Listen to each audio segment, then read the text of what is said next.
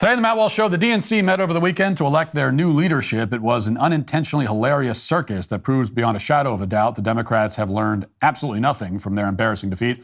Also, Trump's tariffs on Mexico are already getting big results. Trump now has his eyes set on Panama. He says America should control it. He's definitely right. I'll explain why.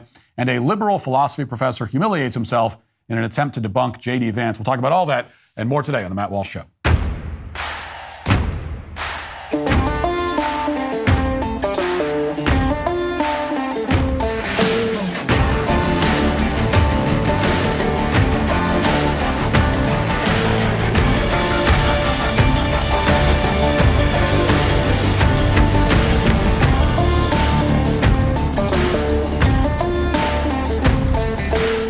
Freedom isn't free, but what isn't said enough is that online freedom isn't free either. It, too, has to be defended. While armies defend our physical liberty, encryption protects our digital rights. That's why I trust ExpressVPN to shield my privacy and keep hackers at bay. Internet providers track and sell your data. Hackers prey on public Wi-Fi, and governments monitor your every move online.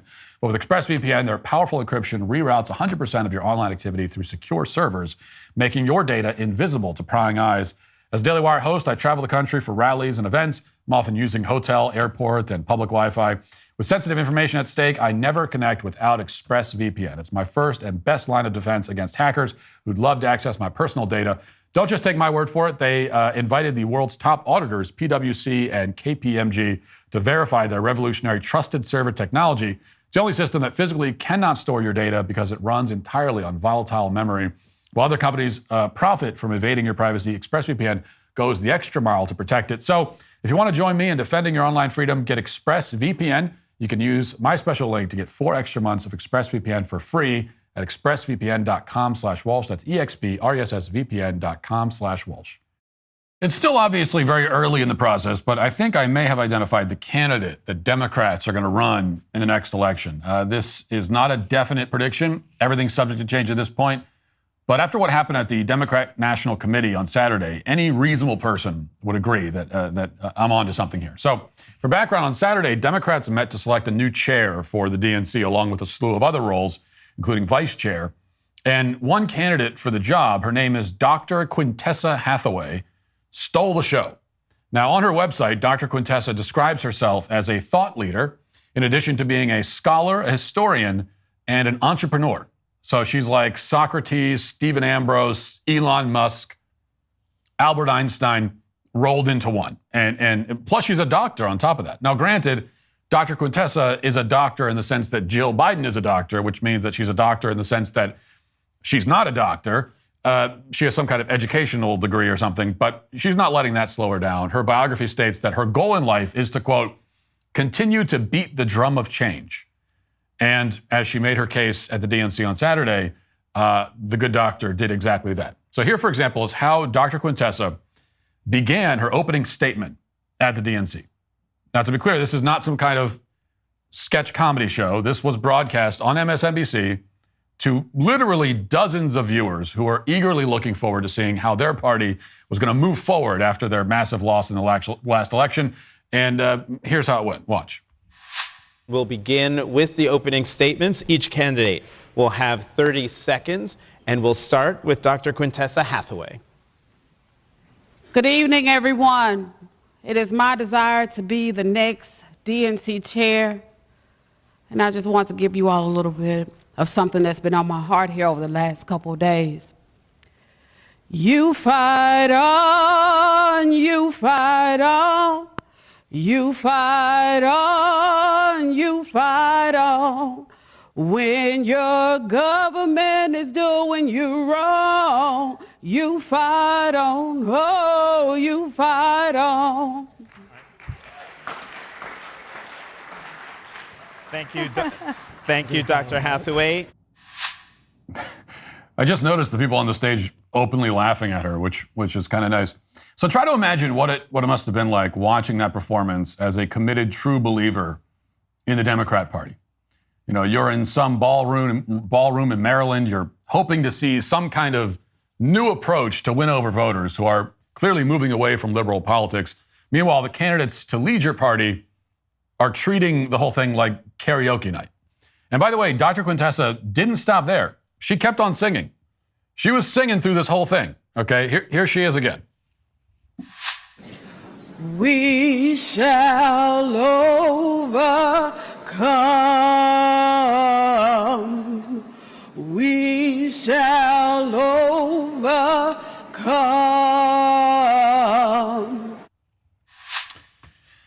Well, by the way, how many pearls does that, like how many oysters had to die to create the 56 pearl necklaces around her neck? But anyway, if you've ever wondered what it would be like to encounter a character in a musical, but in real life, well, now we know. Just someone who sings rather than talking, and it's just as annoying and off-putting as you'd expect. But anyway, in the end, I'm shocked to report and disappointed to report that Dr. Quintessa, the esteemed scholar, historian, entrepreneur, pop singer, did not receive a single vote at the DNC. Out of hundreds of voting members, not a single one decided that Dr. Quintessa should be the next chair of the party. There is apparently zero grassroots, genuine support for her candidacy whatsoever. She couldn't even get a friend to vote for her. She had precisely zero support. And you know what that means? It means that Quintessa is a shoo-in to be Democrats' next presidential nominee. After all, if Kamala Harris can do it, so can Quintessa. In today's Democrat Party, the fact that no one actually wants to vote for her, that nobody likes her, even though she's a strong, independent black woman, is far from a liability. It's an asset. So you might as well start printing the Dr. Quintessa Hathaway yard signs now. She's basically a lock to break the glass ceiling in 4 years, or to be broken against the glass ceiling, as has happened to the last two women who ran.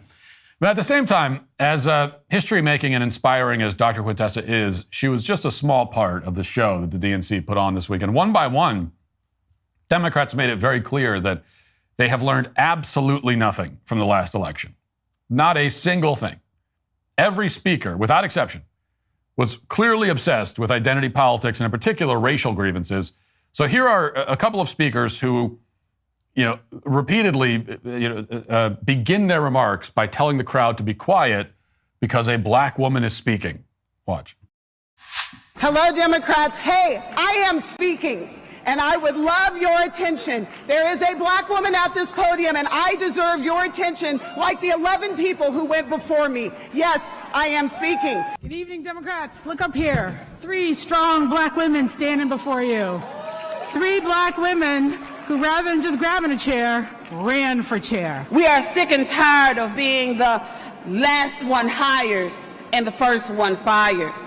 We are sick and tired of the... I might try a version of this at my next speech. Hey, everyone, shut up. There's a white man speaking up here. How dare you speak while a white man is addressing you? Silence, you fools. I am a white man. Try it. I mean, that probably go over a little differently than it did at the DNC, I'm guessing. But Democrats have marinated in racial politics for so long in every aspect of their lives that they didn't see any problem with this. And if you go and pull up footage of the DNC's internal selection process back in 2017, after Trump's first election, you'll notice that it was not like this. Not exactly like it anyway. CNN covered the whole thing at the time, and it was a primetime event, and they were talking about their plans to impeach and investigate Trump and form a resistance. They talked about how motivated they were to come up with a coherent message for Americans. Watch.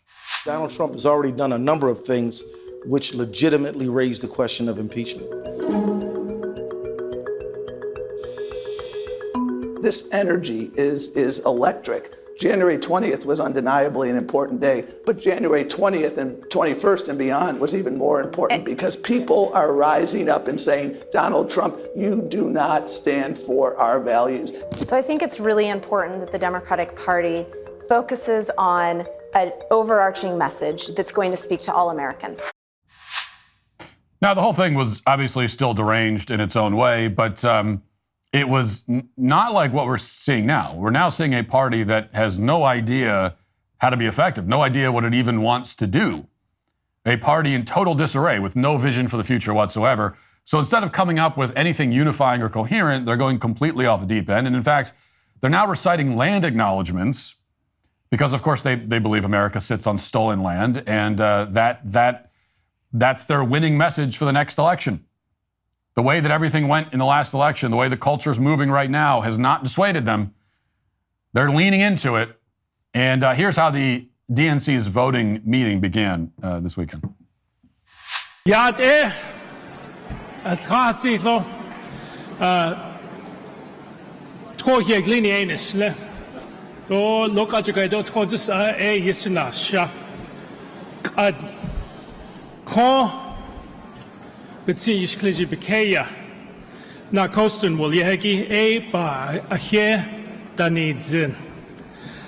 Welcome. The Democratic National Committee wishes to acknowledge that we gather together to state our values on lands that have been stewarded through many centuries by the ancestors and the descendants of tribal nations who have been here since time immemorial. We honor the communities native to this continent and recognize that our country was built on indigenous lands and hope.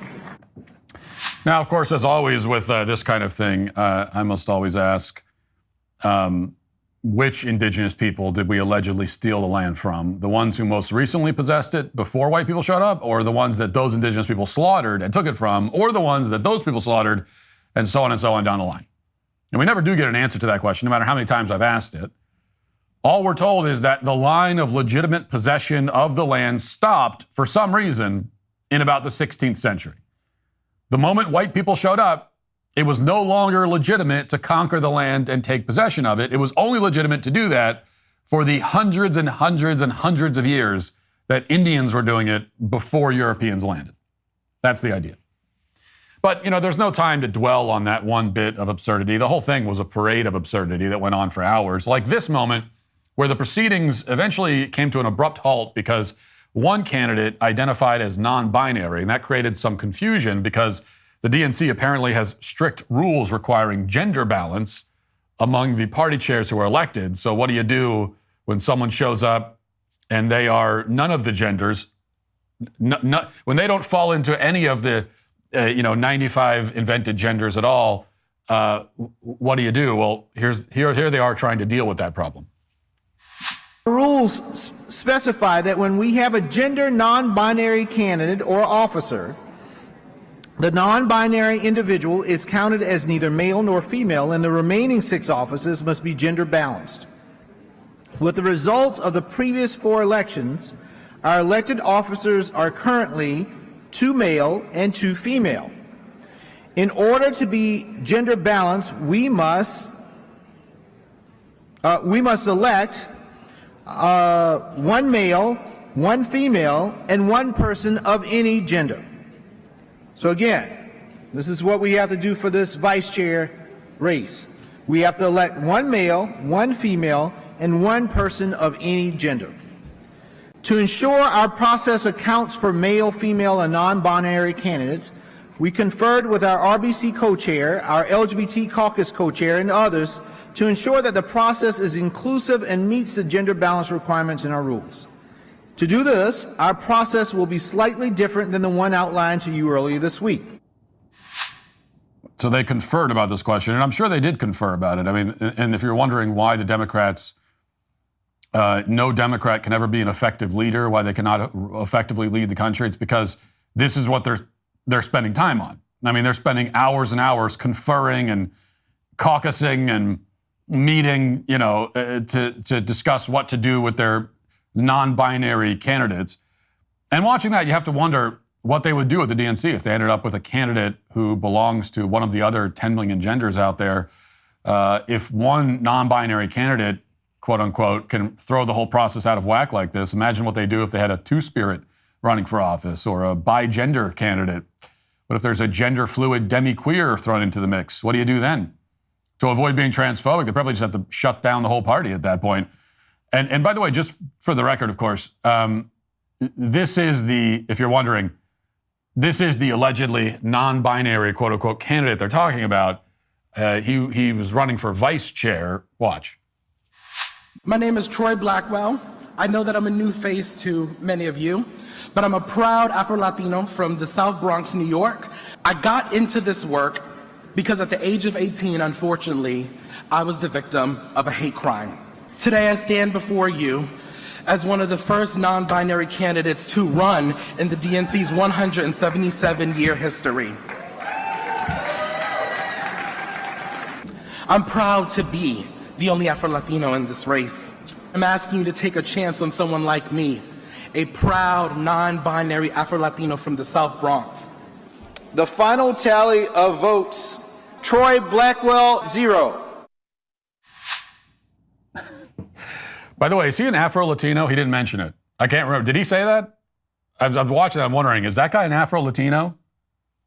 Oh, no, he did mention it 46 times in the span of 30 seconds. Now, looking at that guy, you know, there are a lot of signs that seem to point towards a specific binary and that he's a member of one side of that binary, being the male side. There's the facial hair, the voice, the build. But then he opens his mouth and dispels all those assumptions. He tells us that he's one of the first non-binary candidates in the DNC's history.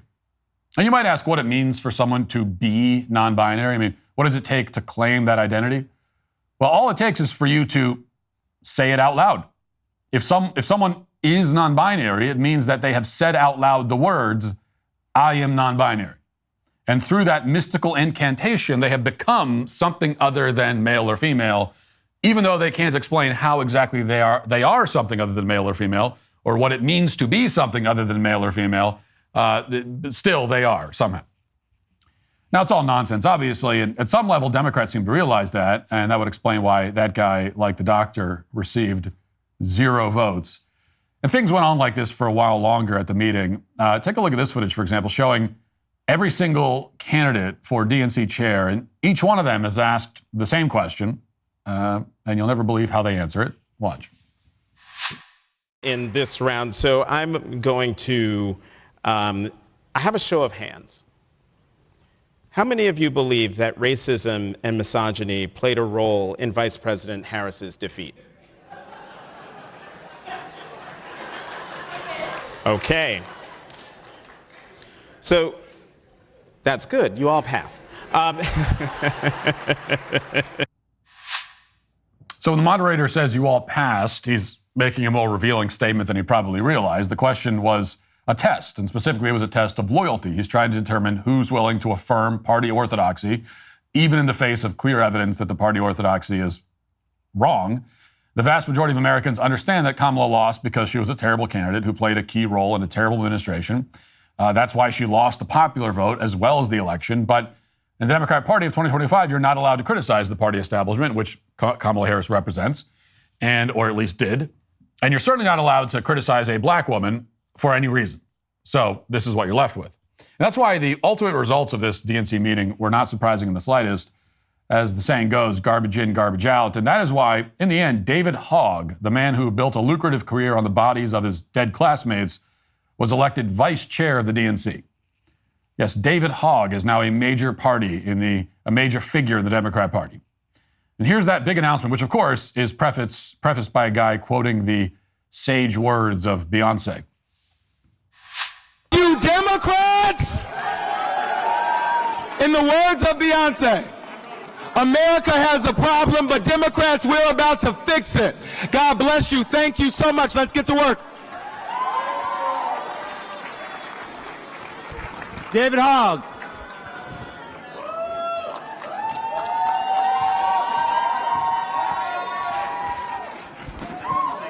First of all, thank you, Chairman Harrison. Can we give a round of applause to Jamie?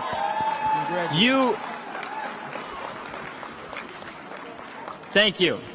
Thank you. Who's ready to take the fight to the Republicans and win this thing? Are you guys ready to fight?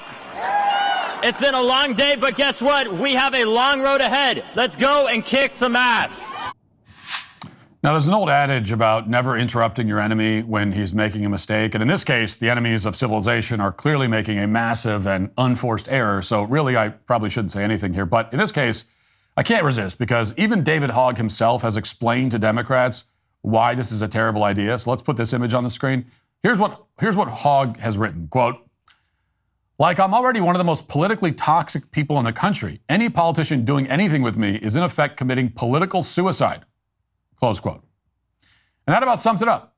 And there's a reason that Hogg wrote that. I mean, he's on record making some of the dumbest and most politically damaging statements imaginable. Here's just a small collection of them, and there's, hundreds you could choose. As you can see, David Hogg has written, quote, abolish ICE, defund the police. The NRA needs to be designated a terrorist organization. He also predicted Joe Biden would win the last election pretty confidently. These are ideas that Kamala Harris tried to run away from, and it still didn't work. And now Democrats are embracing all of it. And things get even worse when you look at the man who won the office of DNC chair. This is the guy that David Hogg will be advising as vice chair. It's a guy named Ken Martin, who currently leads Democrats in Minnesota. And if you don't know anything about Ken Martin, which nobody does, here's how he answered one very important question during this leadership contest. This is just about the simplest question and the easiest one he could have possibly been asked. And he managed to give the wrong answer. Here it is.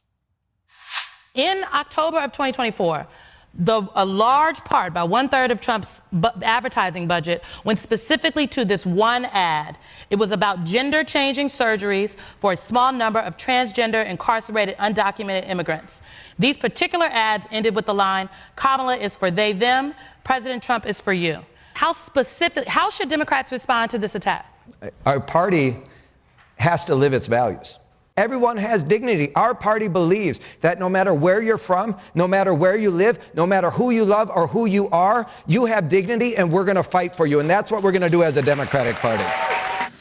Now, a lot of polls, including Democrats' own internal polls, show that this kind of thing is what cost the Democrats the last election. And the DNC chair has just doubled down on it. Instead of saying, no, we shouldn't fund sex changes for illegal aliens, he gave pretty much the same response Kamala Harris gave. He has embraced what is perhaps the single least popular position in maybe political history. It'd be hard to think of one less popular than this. Funding sex changes for illegal aliens who are in prison is the kind of thing seemingly designed to piss off nearly every group and demographic in the country, save for the demographic of pink-haired people with septum piercings. Those are the only people you're appealing to with a position like that. And as we found, there's not enough of those people to win a national election. Thank God. Meanwhile, his vice chair admits that the party's committing political suicide just by associating with him. And in the background, there's a chorus of non-binary men and angry BIPOC screaming about racism. That's the state of the Democrat Party in 2025. And the point here is not just to make fun of Democrats, although that's a big part of it, and it's always a lot of fun. The real point is that the DNC clearly has not learned a single thing from their recent humiliating defeats. The Democrat Party is a bicycle with only one gear. This is it. Identity politics is just too deeply embedded in the core of the institution. It's all they know how to do. And that means that one of two outcomes is possible here going forward. Either the Democrats are headed towards a generation of irrelevance, or they will somehow successfully pull the culture back into the sort of fog of wokeness that we only recently seem to be emerging from. And watching what happened at the DNC this weekend, the latter option admittedly doesn't seem very likely at this point, but as long as these people are still running a major party in the U.S., we have to consider that possibility, as remote as it may be. And that's why, after laughing at these people and sharing as many of these clips as possible because they're objectively hilarious, we need to do everything we can to make sure that they never hold power again. Now let's get to our 5 headlines.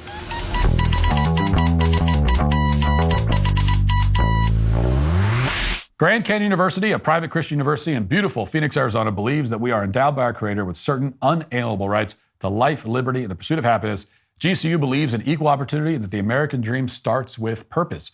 GCU equips you to serve others in ways that promote human flourishing and create a ripple effect of transformation for generations to come. By honoring your career calling, you impact your family, your friends, and your community. Change the world for good by putting others before yourself to glorify God. Whether your pursuit involves a bachelor's, master's, or doctoral degree, GCU's online, on-campus, and hybrid learning environments are designed to help you achieve your unique academic, personal, and professional goals. With over 340 academic programs as of September 2024, GCU meets you where you are, provides a path to help you fulfill your dreams. The pursuit to serve others is yours. Let it flourish. Find your purpose at Grand Canyon University, private, Christian, affordable. Visit gcu.edu. Daily Wire reports Canada and Mexico announced tariffs against the U.S. on Saturday in retaliation for a slate of new import duties President Donald Trump ordered against the U.S. neighbors in China. Canadian Prime Minister Justin Trudeau said on Saturday that Canada is working with Mexico to push back against Trump's tariffs. Trump ordered increased tariffs on goods from Canada, China, and Mexico over a lack of sufficient action against human and drug trafficking that is poured into the U.S. Trudeau said, I think Canadians understand that we need to respond to this. We're certainly not looking to escalate, but we will stand up for Canada. Trump issued his own statement on Truth Social saying that condemning his critics and supporters of the decades-long ripoff of America, both with regard to trade, crime, and poisonous drugs that are allowed to so freely flow into America. Those days are over. Trump ordered 25% tariffs on imports from Canada and Mexico with a lesser 10% tariff hike on Canadian energy imports. Trump also ordered a 10% additional tariff on Chinese goods. In return, Canada and Mexico announced their own 25% tariffs on a slate of U.S. goods. So Trump is imposing these tariffs. The reason is pretty simple, pretty clear. For Mexico and Canada, it's because they're not doing enough to secure their side of the border and to prevent the tidal wave of drugs that is flowing into our country, as Trump said. And we've asked these countries nicely for a long time to step up and do their part because it's just not acceptable that this stuff is coming across their borders into our country. It's just not acceptable. And, you know, when you're the most powerful country in the region and in the world, in fact, you say to the countries that border you, hey, you need to fix this. Okay, this is not allowed to continue. So you need to whatever you got to do, you need to figure out a way to fix this. And that's what Trump is doing. And Trump is trying to basically force the issue because the thing about the carrot and stick approach is that eventually you got to use the stick. And so here it is. Here's the stick. And it was a long time coming. Now, of course, the media and the left and even some conservatives are freaking out about this, and acting like Trump is imposing these tariffs for no reason. You know, acting shocked and like Trump is deranged or something and just doing this randomly. When, first of all, Trump has been talking about this since forever. I mean, since way before he even ran for president. So this is Trump doing exactly what he said he would do, what he ran on. That's what gets me about the reaction from a lot of people is he ran on this. He's been talking about this forever. And so now he's doing it. Why wouldn't he do it? He ran on it. He won. So, okay, now he's going to do it. And again, there's a reason for it. These countries are directly facilitating the deaths of thousands of Americans by allowing poison to pour across their border into our country. And, you know, does that count as a reason to do it? I'd say it's a reason. It's a pretty good reason. Now, meanwhile, Democrats are hysterically warning about the cost of a quote-unquote trade war with China, China, yes, but with Canada and Mexico in particular, as if we couldn't easily win such a war, as if we don't obviously have the upper hand in both cases. But Democrats are claiming we don't. Here is Chuck Schumer. Let's just take Super Bowl Sunday, okay? It's going to affect beer, okay? Most of it, Corona here, comes from Mexico. It's going to affect your guac, because what is guacamole made of? Avocados, both from Mexico. Okay, well, while Chuck Schumer was babbling there, I just saw the latest on this. In fact, there's an update beyond what I just told you. Daily Wire just reported this. Mexican President Claudia Sheinbaum said on Monday that she's moving 10,000 members of the country's National Guard to the U.S.-Mexico border to stop drug trafficking. Sheinbaum made the announcement after speaking earlier in the day with President Trump following his decision to hit the country with 25% tariffs. She said that Trump administration agreed to pause the implementation of tariffs for 1 month. Okay, so Trump is apparently pausing the tariffs because we've already gotten... There's already been a response and concessions made by Mexico. And this was exactly the point. This is the whole point of the tariffs. It wasn't just something frivolous, just doing it for fun. it was to get precisely this reaction. And it looks like, at least according to this statement from the Mexican president, it looks like they've already gotten a response.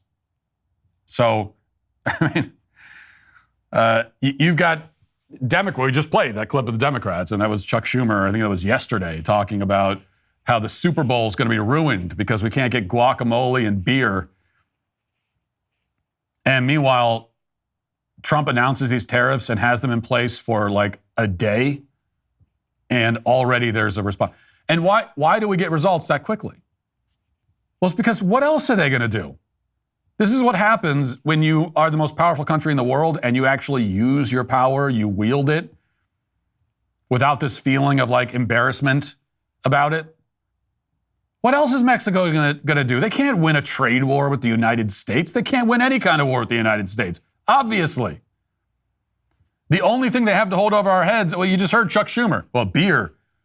You're not going to be able to get guacamole and beer. Now, by the way, guacamole, sure. I think probably in a situation where there's a standoff, a Mexican standoff between us and Mexico over tariffs, probably guacamole becomes more expensive.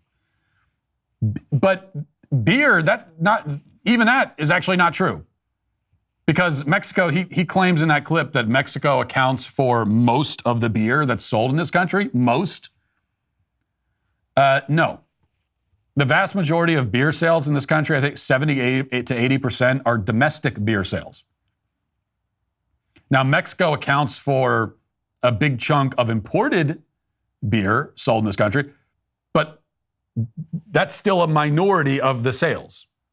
So all told, Mexican beer accounts for like, I think 10 to 15% of the beer sales.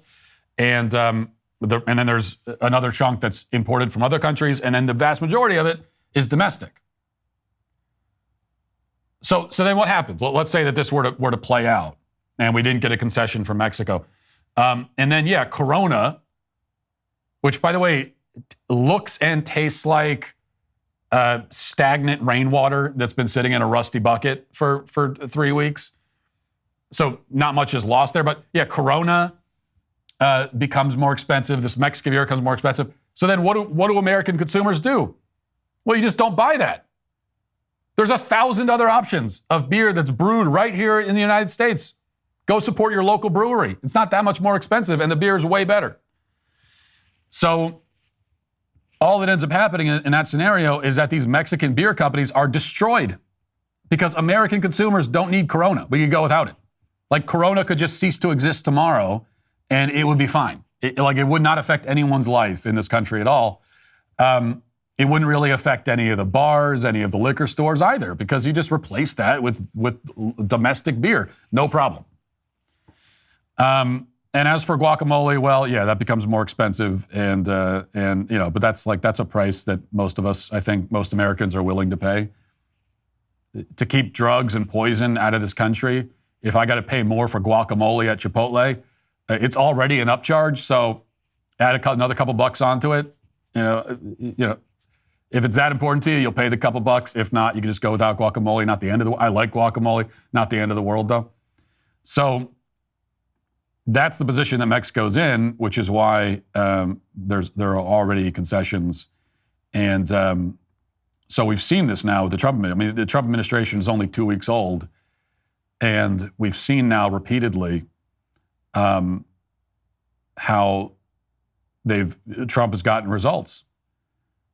By setting clear, like making clear what you want. Here's what America needs.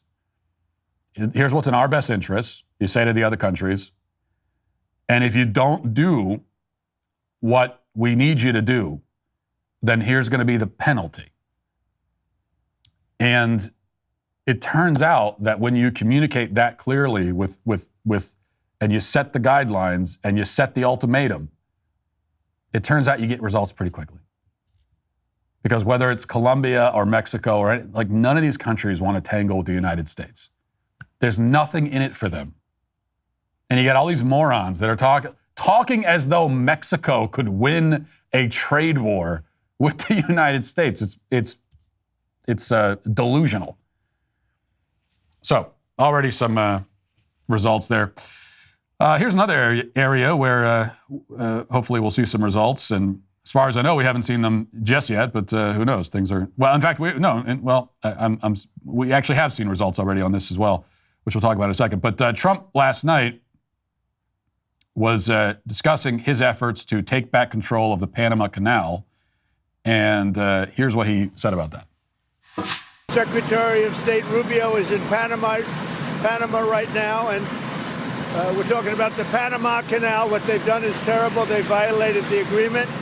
They're not allowed to violate the agreement. China is running the Panama Canal. That was not given to China. That was given to Panama foolishly. But they violated the agreement, and we're going to take it back, or something very powerful is going to happen. Okay, so he appears to threaten to use force to take back the canal. At least that's how it's being interpreted by a lot of people. Or maybe he's indicating that taking it back forcefully is an option. So it's not exactly a threat. He's not saying, well, give us back the Panama Canal. We're going to send troops into Panama. And I don't think that's. I don't see that scenario as plausible. But he says, like, we got to work this out, or something very powerful is going to happen. So you kind of interpret it the way you want. But there is a clear ultimatum there, right? And he's right.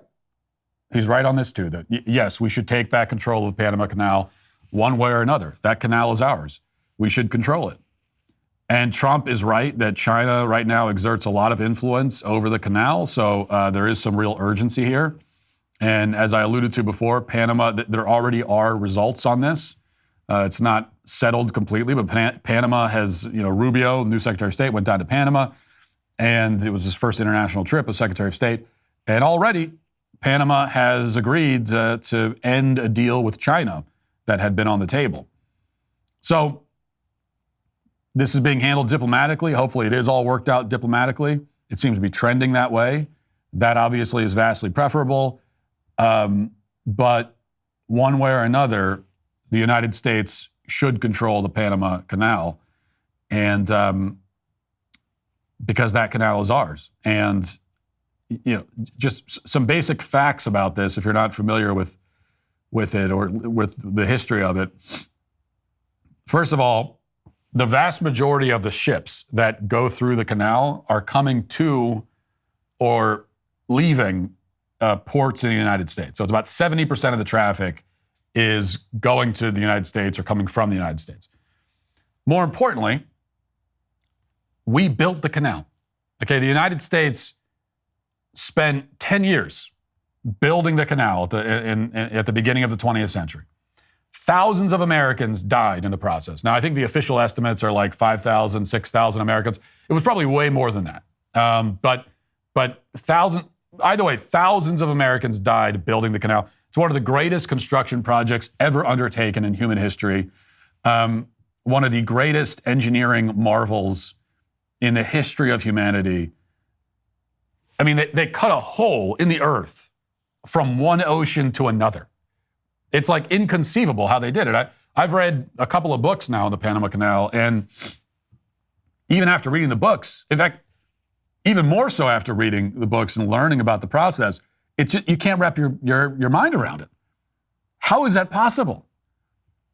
Just imagine that. Like, imagine, like, it's one thing when if you go to the Panama Canal, which I never have been, and you look at it when it's already constructed. But imagine standing on that plot of land before anything was constructed, when it was just a jungle, because that's what it was, and like trying to conceptualize how we're going to dig a giant hole that goes from this ocean all the way to the next one across. We're going to split these two continents in two, and that's what America did. And this country built it and paid for it. This was American grit and ingenuity, and we paid for it with American treasure and American blood. So why in the hell should anyone but America have control over it? Why should Panama have control over it? Panama didn't build it. Panama didn't build it. They didn't pay for it. And they're not even the ones who are mostly using it. America built it, paid for it, and 70% of the time we're the ones using it.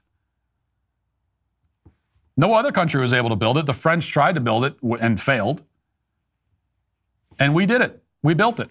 And then about 60 years later, Jimmy Carter, the incompetent buffoon that he was, gave the canal away. He just gave it away. It is one of the most one-sided deals in history. And yet, this idiot, and to call Jimmy Carter a buffoon or an idiot, I think is probably cutting him too much slack, because he was also just a bad guy. He was a bad leader and a bad man.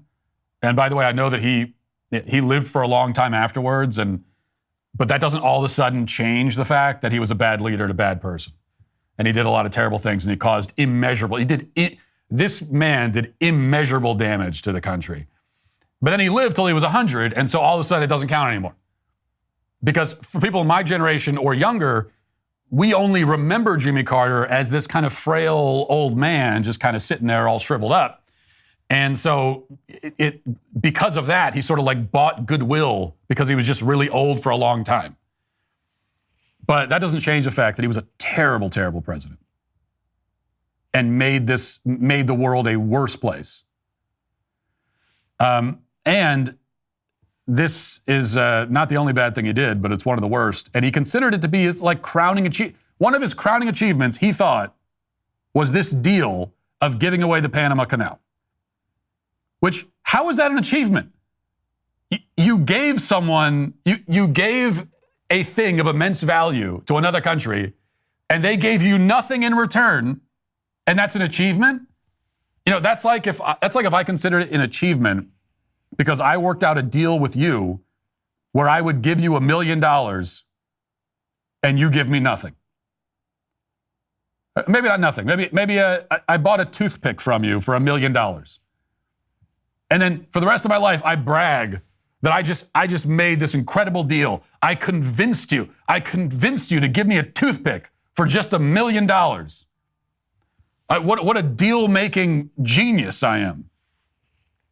Except it's worse than that, because at least if I gave you $1 million, I earned the million. I can spend it how I want. It's my million. But in the case of the Panama Canal, Jimmy Carter didn't build it. It never would have been built under his leadership because he was a weak, feckless, corrupt leader who couldn't do anything. No, he didn't build it. Instead, he took a massive dump all over the Americans who struggled and died for years to build it and decided to just give it away. Now, the real reason that it was given away was just a sense of white guilt. Really, that's what it was. It was just this sacrifice on the altar of white guilt, because America's a predominantly white country, even more so back when Jimmy Carter was in office, and so it was like we have no right to it, and so that's really what it was. But beyond that, ostensibly, the reason that it was done was to improve relations with Latin America. That's the reason that was given. And the problem is that, first of all, we're in a position of power. So we don't need to give them this gift that costs billions of dollars and thousands of lives just to improve relations. We don't need to bribe them. Okay, we don't have to bribe Panama to make them like us. Who gives a if they like us or not? If you don't give it to us, we're going to not like you, okay? Then don't. What do we care? What possible difference does it make what you think of us? But also, how did that work out, Jimmy? How did it work out, giving the Panama Canal to improve relations with Latin America? How did that pan out? Well, I'll tell you how it panned out. Latin America has spent the following 40 years shipping drugs and criminals into our country, utterly decimating our national sovereignty while killing thousands of more Americans. So that's what they gave us. I said that they gave us nothing in exchange for the Panama Canal. I'm wrong. That's what they gave us. So as this great token of good faith to Latin America, we gave them the Panama Canal, and in exchange, they gave us crime and drugs for 40 years. That's the improved relations with Latin America, is that. So now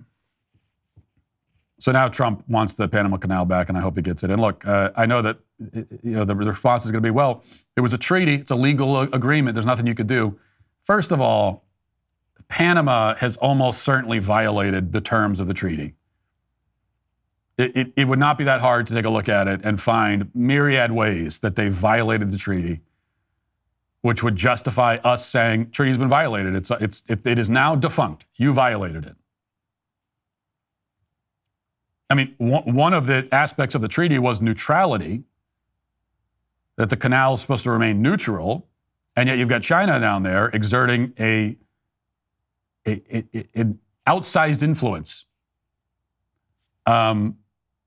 extending their tentacles from the other side of the globe. So that alone, we'd be perfectly justified in saying you violated the treaty. That's really the answer to the whole thing about the treaty. But then also, look, I mean, Jimmy Carter had no right to give it away. Are we beholden forever to this terrible, awful deal that is like, that hurts America?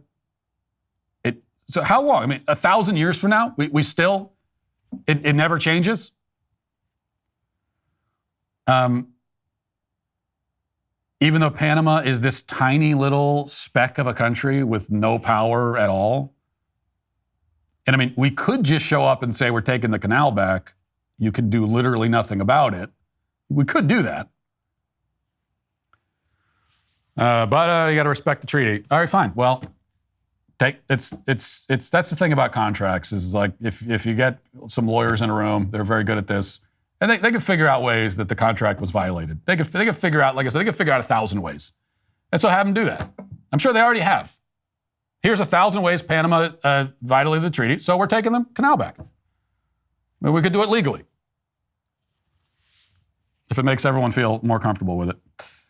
Let's get to the comment section. If you're a man, it's required that you grow a beard. Hey, we're the Sweet Baby Gang. You know what's really fascinating? When your metabolism is working properly, you feel the benefits in literally every aspect of your life. I've discovered an incredible tool that gives me insights to create a healthy metabolism for my body. It's called Lumen. Lumen is the world's first handheld metabolic coach. It measures your metabolism through your breath, and the app tells you if you're burning fat or carbs. It then provides personalized guidance to improve your nutrition, workout, sleep, and even stress management. Using it couldn't be simpler. I breathe into my Lumen first thing in the morning to understand my metabolism and get a personalized nutrition plan for the day. I can also check before and after workouts and meals to know exactly what's happening in my body in real time. Here's why this matters. Your metabolism is your body's engine. It's how your body turns food into fuel. When it's optimized, you'll experience better energy levels, improved fitness results, and even better sleep. Lumen gives you all the recommendations you need to improve your metabolic health, helping you make informed decisions about your nutrition and your lifestyle. Take the next step to improve your health. Go to lumen.me/Walsh to get 20% off your Lumen. That's lumen.me/Walsh for 20% off your purchase. Thank you, Lumen, for sponsoring this episode. All right. I know 3 Matts. One is my second daughter's husband. One is my fourth daughter's boyfriend. One is you. You're the only Matt I like. Well, look, give those other Matts a chance is all I'm going to say. I mean, they're not going to be as good as me, but you can't hold them to that standard. I'm the top of the Matt pile here. But they got their names right, at least. That's got to count for something. They can't be all bad.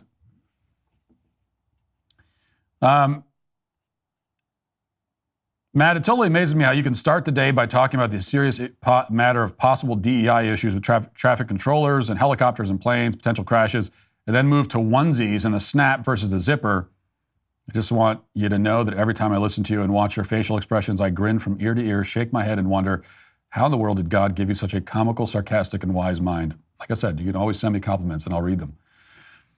Well, I appreciate that. And, you know, what you've just pointed to is the reason to love the show, but also the reason to hate it. It just depends on, you can go either way.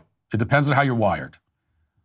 because we will move seamlessly from really important topics to the pettiest stuff imaginable, and I will discuss all of them with an equal level of seriousness, and I will discuss all of them at length. So you either appreciate that or you're repulsed by it, and there's not a lot of room in between. As a father of three, I'm glad Matt is finally addressing the snapping onesies. I refused to buy them after our first and only ones we had were gifted to us. They're a nightmare when doing late-night feeding or diaper changes. Yeah, they really are. I hate dealing with them when I'm changing diapers. I mean, if I ever did change a diaper, I would hate it. I'd hate dealing with them. I'm kidding, of course. I do. Every time I make this joke, people get really upset. I do change diapers. Not like directly. I don't directly, but I'm involved. I facilitate and delegate the changing of the diapers.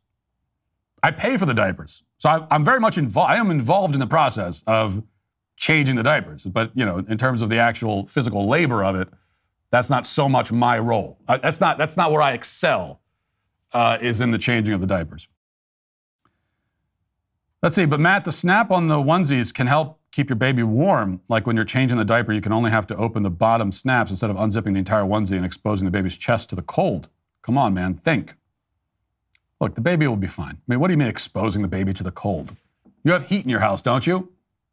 What are you, living in the 17th century? You got one candle in your kitchen, heating the whole house?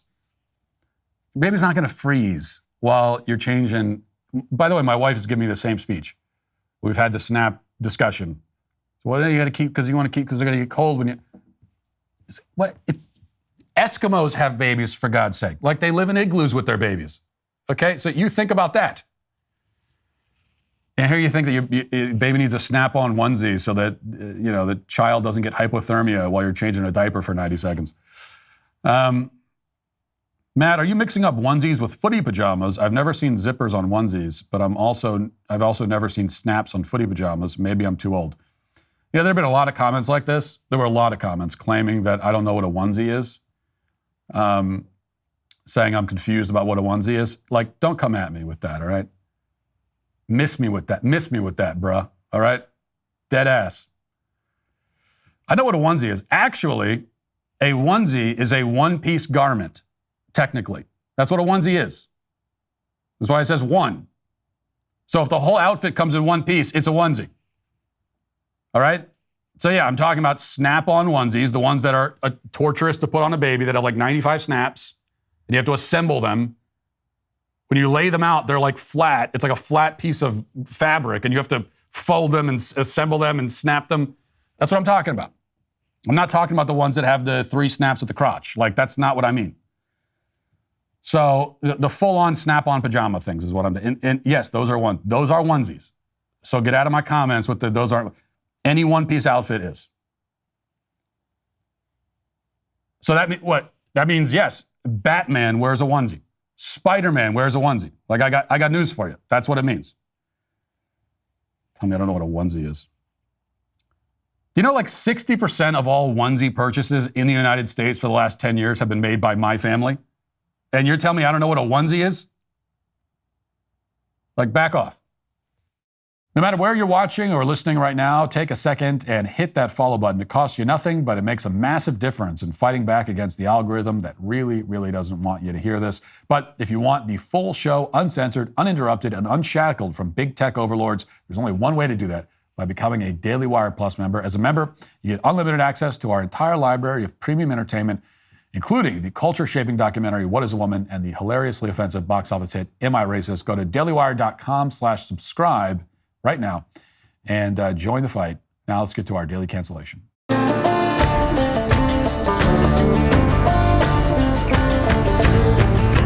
Well, I hadn't planned to talk about this again today, but people won't stop being stupid about it. And when people are being stupid on the internet, on those very rare occasions, I have no choice but to respond. So on Friday, we discussed the controversy bubbling around JD Vance after he had the audacity to suggest that we as human beings have a special responsibility to our own families and communities and country. He provocatively claimed that you should be more concerned about caring for your own child than caring for someone else's child in a country 5,000 miles away. In case you missed it, here is that clip again. But there's this old school, and I think it's a very Christian concept, by the way, that you love your family, and then you love your neighbor, and then you love your community, and then you love your fellow citizens in your own country, and then after that, you can focus and prioritize the rest of the world. A lot of the far left has completely inverted that. They seem to hate the citizens of their own country and care more about people outside their own borders. That is no way to run a society. And I think the profound difference that Donald Trump brings to the leadership of this country is the simple concept, America first. It doesn't mean you hate anybody else. It means that you have leadership, and President Trump has been very clear about this, that puts the interests of American citizens first. In the same way that the British Prime Minister should care about Brits and the French should care about the French, we have an American president who cares primarily about Americans, and that's a very welcome change. What is President Xi doing? What is Vladimir Putin? He's looking after the Chinese. Putin is looking after the Russians. They're entitled to do that. Thank God we now have an American president who's looking after the citizens of his own country.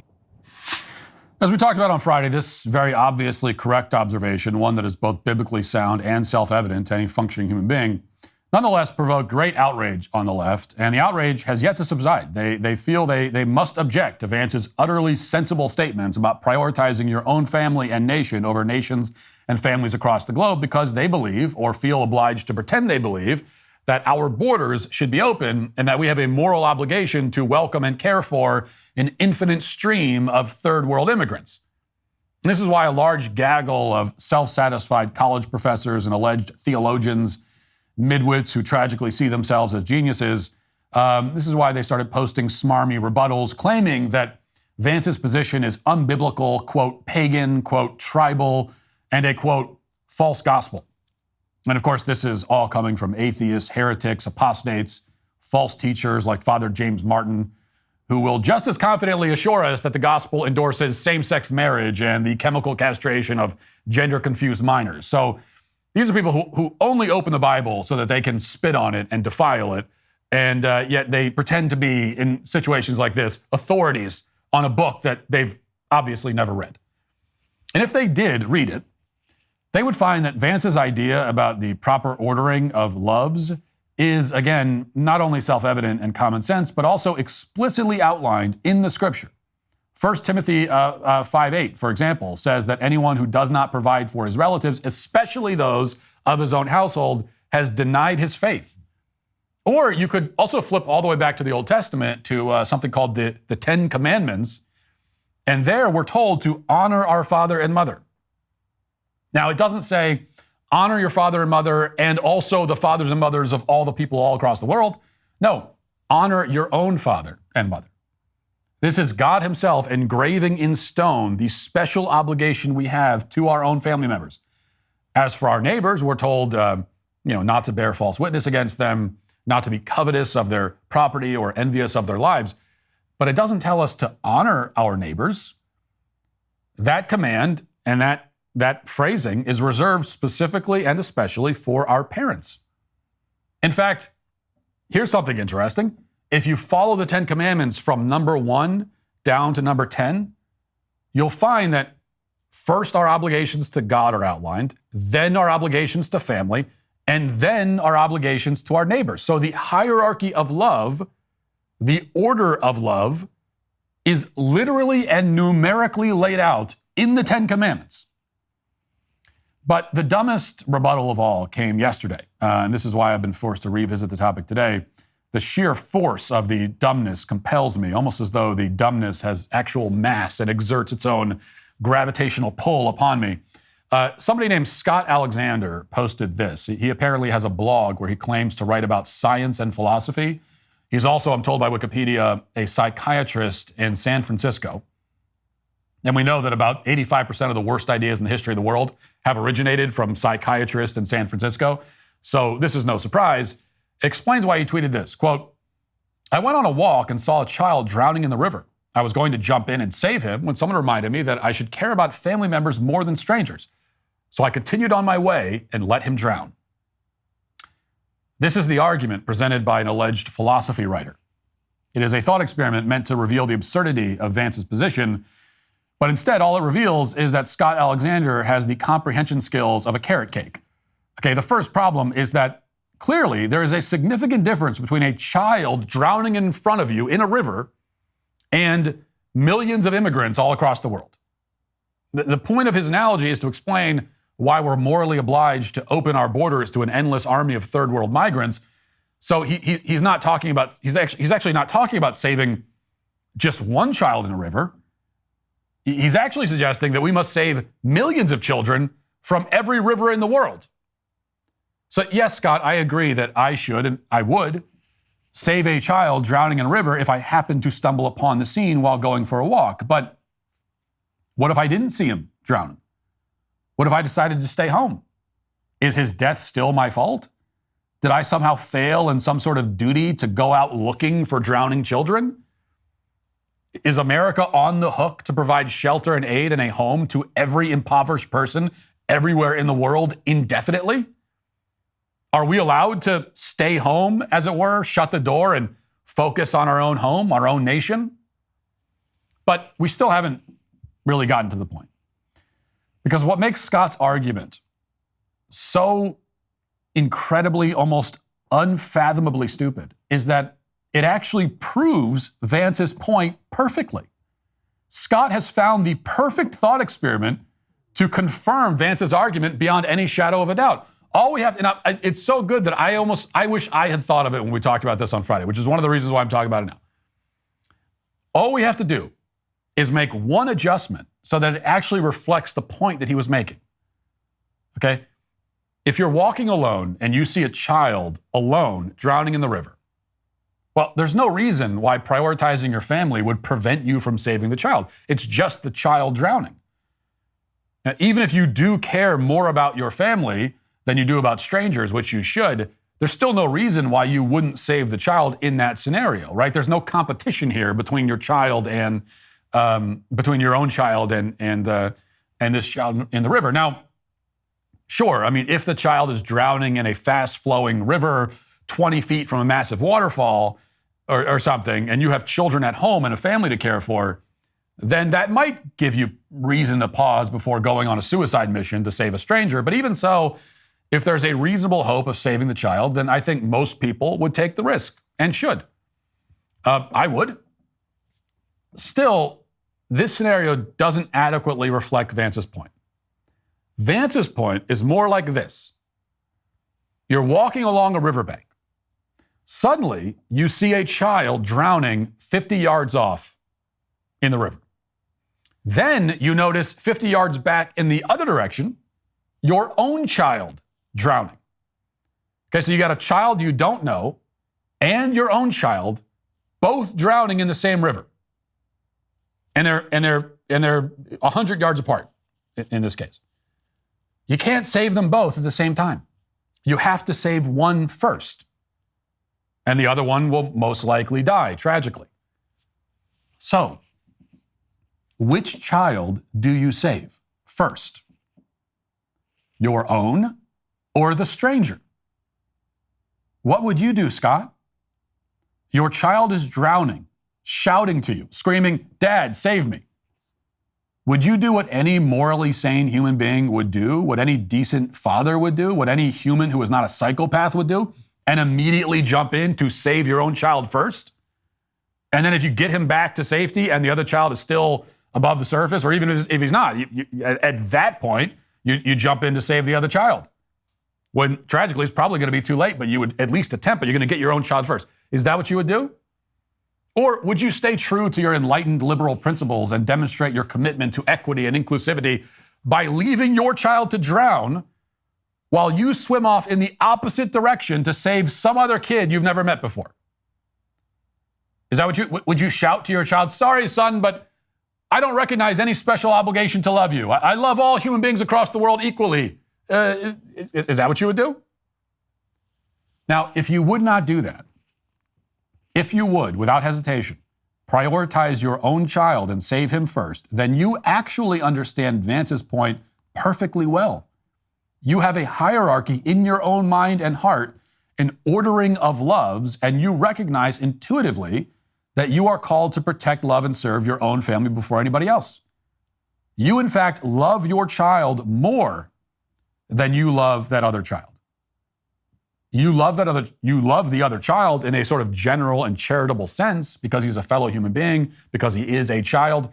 But you love your child even more because he is yours. He's your flesh. You are tied to him by blood. You have known him from his first breath. And even before that, you are called by God to protect him with your life and to give your life for his. It is a deeper and stronger love, which is also why you would mourn the death of your own child much, much more than you would mourn the death of any other child. If a child drowns in the river and you hear about it on the news, you'd be very sad for him and his family. And then after hearing about it on the news and being very sad, you would still go about your day. But if your child drowns in the river, you will be crushed as though a 10-ton boulder had been dropped on your head, and you will mourn him and grieve his loss every day of your life until you die. So the outside world sees the death of your child and the child down the street as tragedies of equal proportion, and objectively they're right. But they're not equal to you because that is your child. Now, do I really need to explain this? Is there any chance that Scott would actually tell me that he would save the other child instead of his own? Or even that he'd have to think about it? Would Scott insist that he would mourn the death of his own child no differently than he mourns the death of anybody else? If so, I certainly hope he doesn't have any kids in real life, because any man who is that neutral about his own children is not fit to raise them. But the good news is that Scott is almost certainly full of crap. He understands the basic concept of prioritizing the people closest to us. He does it every day. It would be impossible to maintain any healthy human relationship if you didn't do that every day. And I'm going to assume that Scott has at least a few healthy human relationships. Though that may be a bold assumption to make about a psychiatrist from San Francisco. But in any case, this river thought experiment that Scott accidentally gave us absolutely proves JD Vance's point. If you would save your own child first, you agree with JD Vance. Period. End of story. If you wouldn't save your own child first, you are a psychotic monster and should lose custody of your kids. Those are really the only two options here. It's not a false dichotomy, it's just the actual dichotomy. You're either the type of person who would save your own child, or you're the type of person who would let him drown. Now, I'm not sure how many people would actually be in the latter camp when push comes to shove, but I do know that a lot of people on the left, especially the intellectual leaders on that side, claim they're in that camp. So either way, they are horrifically and embarrassingly wrong, and they are today, of course, canceled. That'll do it for the show today. Thanks for watching. Thanks for listening. Talk to you tomorrow. Have a great day. Godspeed.